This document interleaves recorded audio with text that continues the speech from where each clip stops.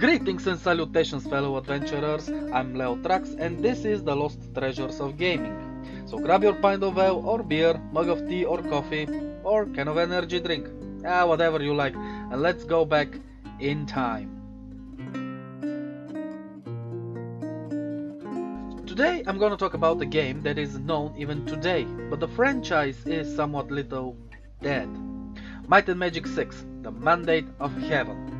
Personally, it was my first ever CRPG. I love this game even today. It is very dear to me. My precious. Although I have never actually finished it. Actually, I might do it in some later stream sessions.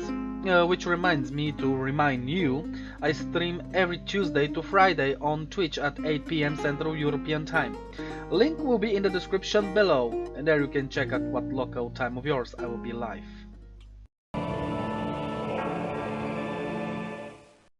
They came from the depths of the void, an ancient enemy of an ancient people. No one knows why they hate us so, or why they have made war upon us. Some say the struggle against their evil is the mandate of heaven. Though their origins and purpose are shrouded in mystery, their plan is simple. They travel, they land, and then they conquer. Now they are here on our world, to do to us what they have done to so many others. And they will do it, unless someone stops them.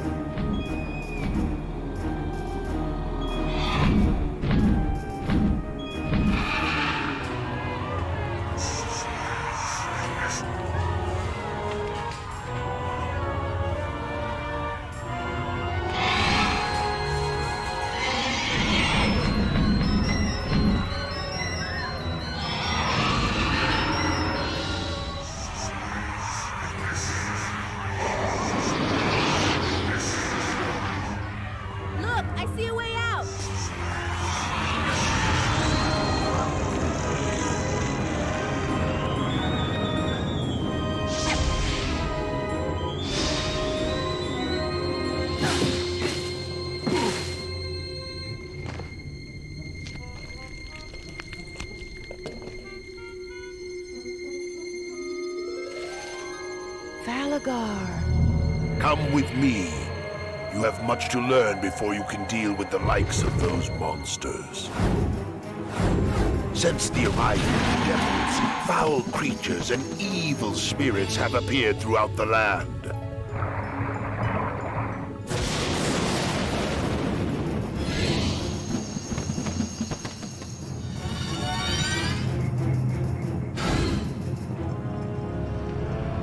These signs and omens can have but one meaning, that your destiny is part of the mandate of heaven. On to the game itself now. I bet you are wondering why go with Might and Magic 6, but not with the first game. It's a fact that the RPG strategy Heroes of Might and Magic overshadow the RPG series. The first 5 games of the series are all well and good, but Might and Magic 6 is the first that take place in the universe of Heroes. Might and Magic 6, The Mandate of Heaven, was developed by New World Computing and released on 30th of April 1998 by 3DO. 3DO went bankrupt in 2003 due to poor sales of games, and the Might and Magic franchise was bought by Ubisoft. Now a little bit prehistory, okay? The first game of the franchise, Might and Magic Book 1 The Secrets of the Inner Sanctum, or just Might and Magic, was released in 1986, whoa, 1 year before me, and it was one of the first CRPG to ever appear. In 1988, Might and Magic 2 Gates to Another World was released. In 1991, we got Might and Magic 3 Isles of Terra. In 1992 and 1993 we got Might and Magic 4 Clouds of Xen and Might and Magic 5 Dark Side of Xen. The last two, if installed at the same time, that means installing Cloud then Dark Side, you get World of Xen, game containing both the 4th and the 5th game plus extras. I actually never played them, and I think I should. I should also point that these games, out of being high fantasy with wizards, dragon, castles and so on, also have some sci-fi elements. Okay, back to the task at hand. While the first 5 games are directly linked to one another, Might and Magic 6 take place after Heroes 2 and at the same time as the all-favorite and beloved Heroes 3. With the problem of the corrupt Guardian, Sheltem, finally dealt with in Might and Magic 5 Dark Side of Xen, the 1500-year war between the Ancients and a devil-like race of alien beings, the Kriegans, spills over into nearby planets. One of these is the world of Enroth, on which a continent nation of the same name lies. 7 years after the events of Heroes of Might and Magic 2 The Succession Wars, on a day later to be known as a Night of the Shooting Stars, meteor-like spaceships fall from the void, infested with Kriegans. The king of Enroth, Roland Ironfist, departs north with an army seeking to attack the devil-like creatures, but he is betrayed by a traitorous air mage named Sulman.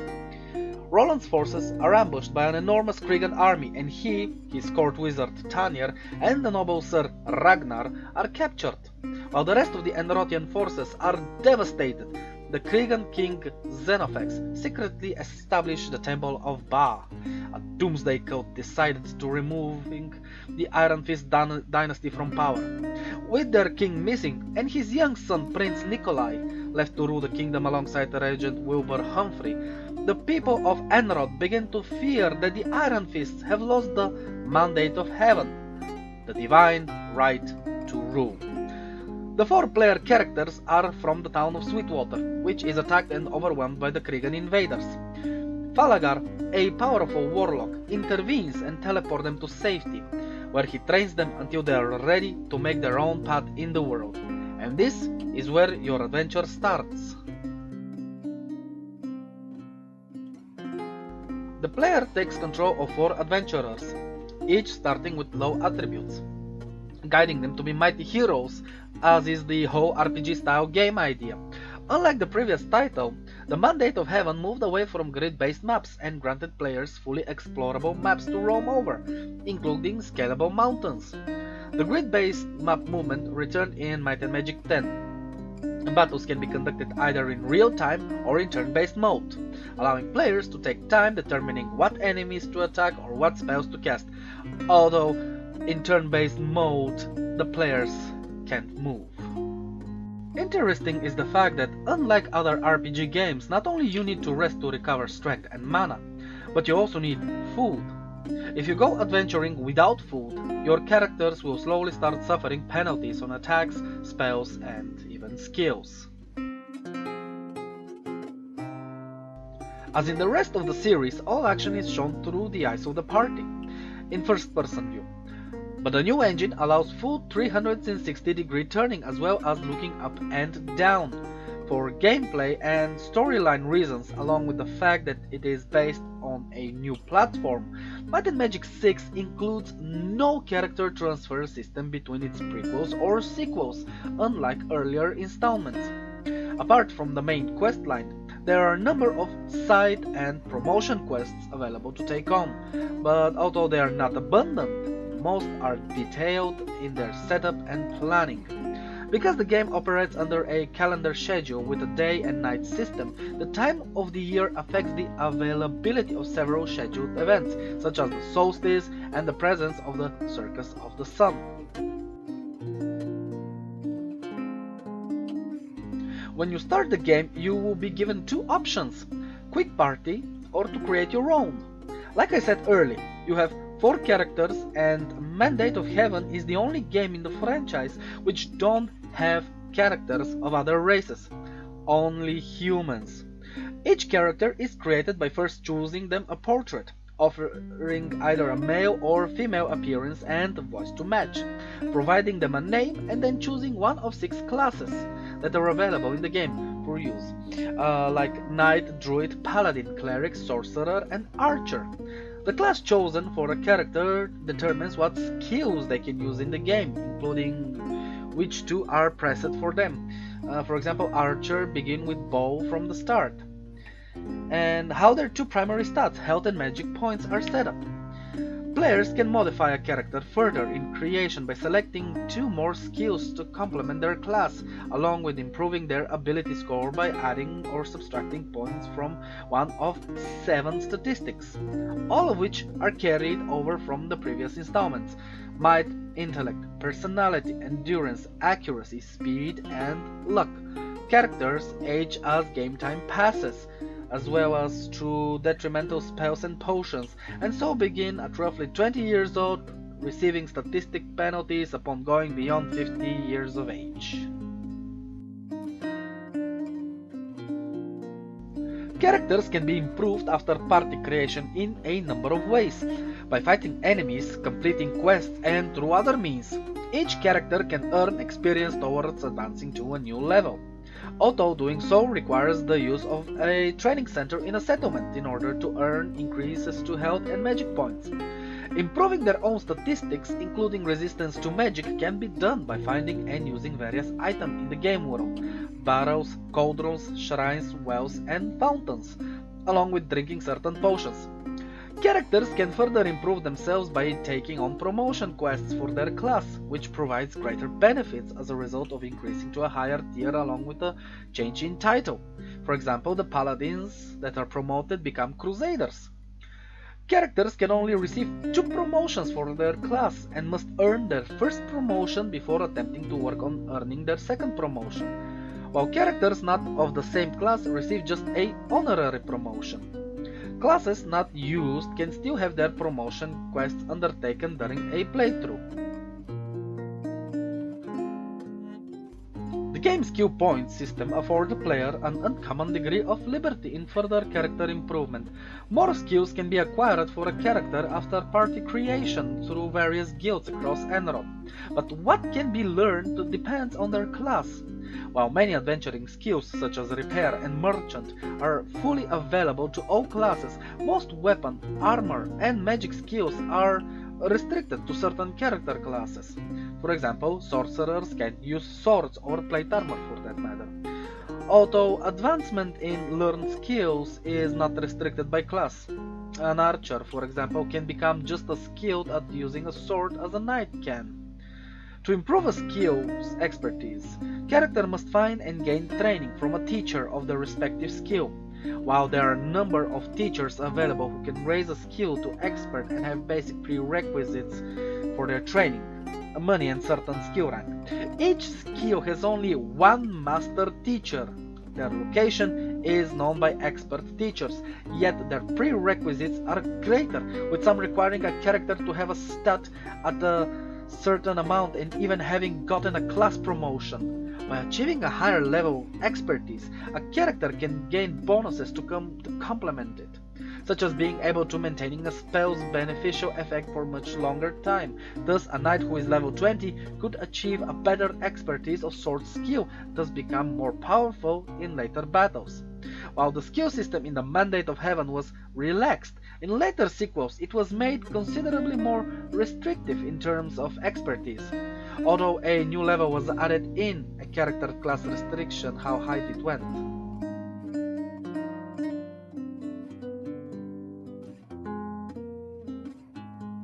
Now, I mentioned the game's new platform, also known as the graphic engine, where for the late 90s the game had some impressive visuals, really.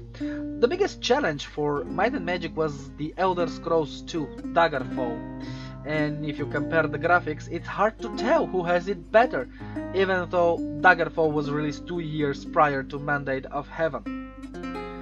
An architect was reportedly involved with designing the game world's structures and dungeons, and 2 graphic engines named Horizon and Labyrinth were used in the creation of the game's environments. In Might and Magic 6, large objects like buildings, dungeons, and the landscapes are in 3D. Smaller objects like trees, humans, and creatures are 2-dimensional sprites. The sprites were pre-rendered 3D images in 3ds Max and Character Studios. It was the first in the series to feature full motion video cinematics.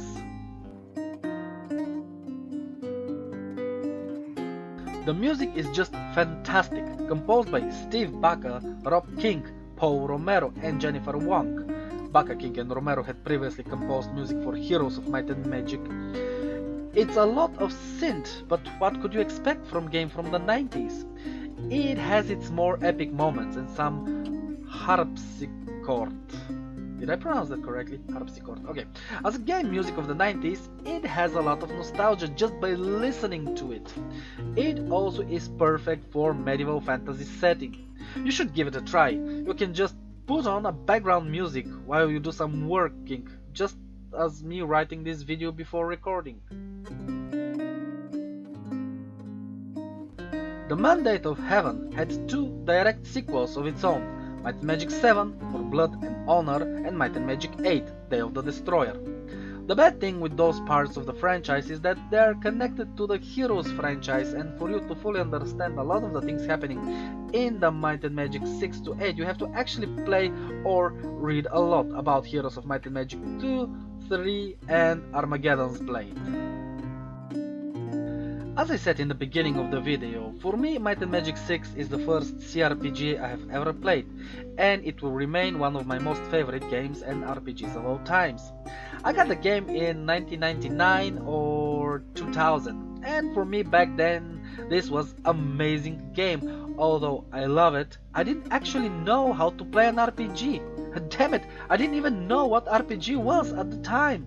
In later years I finally started playing normally, and one day I shall hit it on stream, I promise.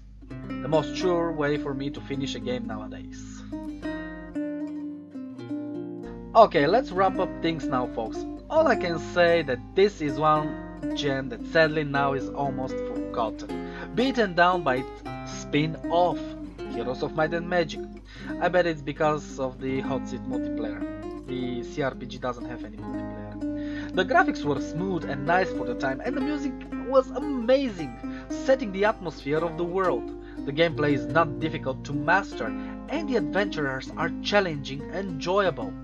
This is one of the rare moments when a game actually earned 5 out of 5 stars from me. And now you can find the game on GOG.com in a bundle with the first 5 games for €9.99 or 11.31 US dollars.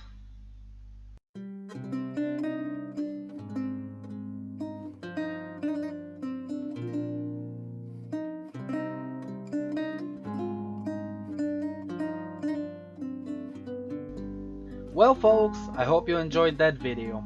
Thank you all for watching. Please like this video. If you want more, press the subscribe button and then the bell icon next to it to get notified when I upload the next one. Share the video and of course leave a comment of advice or criticism to improve myself, and I'll gladly read it.